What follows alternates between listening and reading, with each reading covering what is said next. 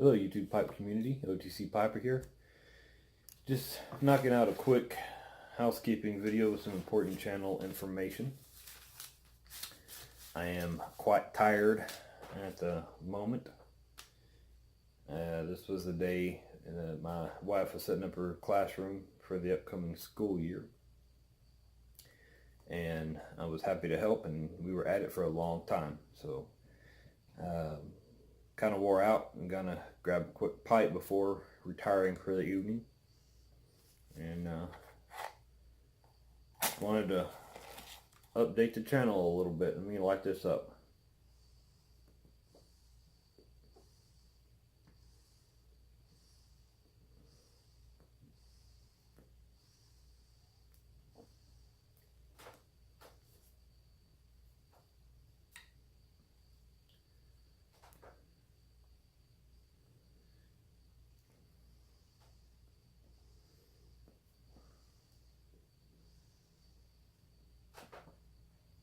Alrighty. Join me some Sir Walter Raleigh, the original crinkle cut out of my estate Grabo. A little cup of coffee. Warm that up a little bit. Okay. So it was a little bit longer than I thought we'd be, and I'm a little bit tireder than I thought I would be. I made a couple announcements for that. Addition to my Contemplations series was coming up tonight, and I'm gonna push that forward a little bit, just because of how tired I am. Instead of muscling through and doing it poorly, I'd rather wait a little bit and do it a little bit better job. So that's what I shall do. But today, I did get some time to visit a brick and mortar that I mentioned quite a bit before. Picked up some Eric Nording Hunter Blend pointer. He's got two others. He's got the setter and the foxhound there. And I decided to pick up the pointer. We had some sample jars there. So you can sample the can note or tin note, and this one was a little bit different than some of the stuff that I've had, that I have right now. And it does say, I don't know if you can see it right there, it says produced by McClellan Tobacco Company exclusively for Arango Cigar Company. And I don't know if this is still going to be in production with the McClellan going out. I didn't know McClellan did work with other blenders, but I did enjoy it today. It is an aromatic. It's got very much of a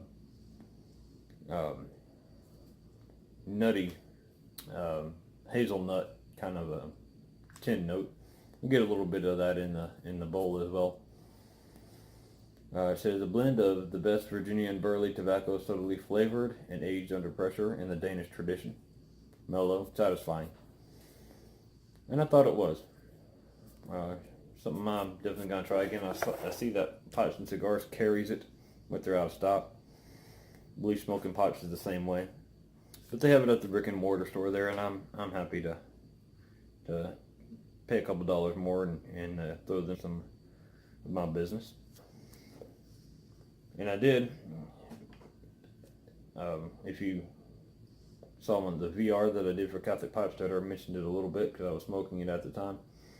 Picked up a little $5 estate pipe. Needs a little bit of work. I'm going to do one. You can see a little bit of burnout in the bowl, especially right here on this side. It's going to give me an opportunity to try the method that Blue Collar Pipe smoker was showing, mixing some honey with some ash, maybe a little bit of carbon from into my matches and such. Needs a little bit of reaming. I'll ream that out and try that cake method. It can I can tell that somebody tried to do a refinish on it and kind of did a poor job. The it seemed like it was a not very well prepared polyurethane finish. The way it was kind of bubbling up right here, the finish was kind of starting to flake off as as the bowl warmed up. Now, I don't normally take an estate pipe and just go right to smoking it, but it was relatively clean. No obstructions, nothing to worry about there. And it smoked pretty well just as it is. I do like the longer straight stem on it. I just thought it was an interesting looking pipe, and he looked at it, and this is one that he hadn't had set up yet. He hadn't had priced it out and everything. And I was asking him, hey, what would you like to get for it? If I would be interested in taking it. He just told me $5. I figured, well, $5 is $5. If it doesn't work out, it doesn't work out. But looks like a pretty nice little pipe. I'm gonna be interested to do some finish work on it and get that bowl back the way it needs to be. So that's a little bit of my excitement for today, when I had a little time to take a little pipe break and go out and check out some of these stores. So that's about all the real excitement I had, besides all the work we did. We got my wife is an elementary school music teacher. She used to be a band director, so she's all level certified. Really liking what she's doing now, and I'm telling you, she does some things that I didn't know was possible for you to make elementary kids do. The productions that she puts on and what she teaches them is just excellent, and I had such a great time helping her get her classroom set up. She does she creates a very festive environment, and that's good. So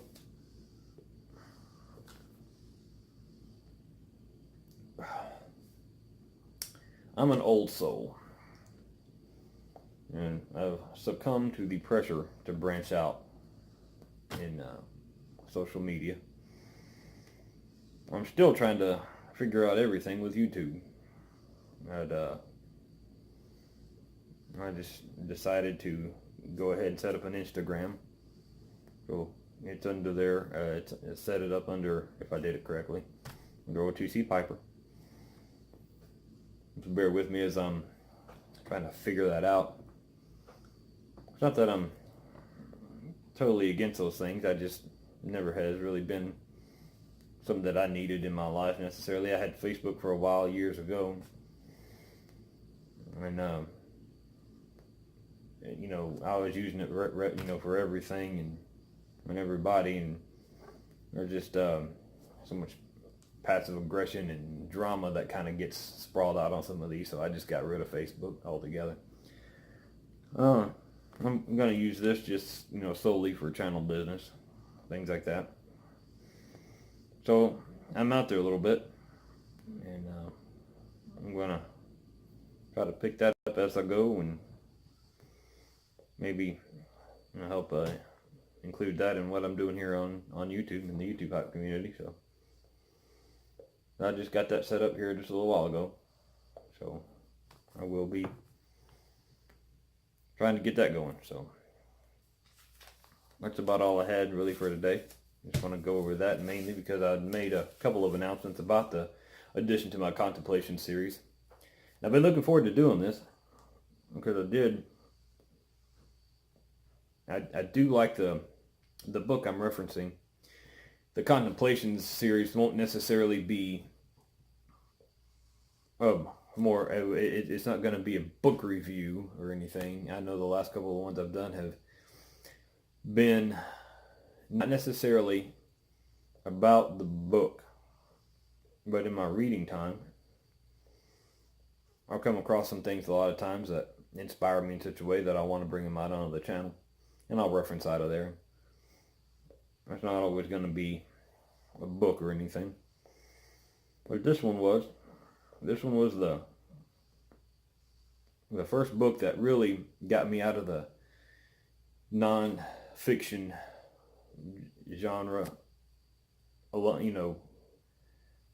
It branched me out from that. I'm still in that non-fiction thing, but at a certain time, I never really saw a need for fiction.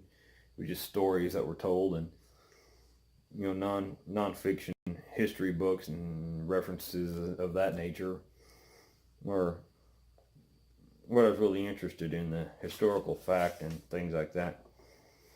And there were ways that a good writer of historical text could bring it out in a way that shows a little self-expression. But I actually had to read this one for a college course that I did, one of my upper level college courses when I was studying for my history degree. And it really showed me how I could benefit from what somebody else was inspired to write and things like that. It's got me to where I'm no longer solely focused on one thing. I've branched out when I focus on a couple different areas now. But I've got a good list going. Trying to make sure it gets done right and done thoroughly. And I'd rather do it while I'm not so wore out, so I am going to wait on that. But anyways, I've rambled on, I think, long enough. Just past 11 minutes, so I'll go ahead and sign off. I want you to see Piper. Well, I wish everybody all the best. Here's a good times and a warm pipe.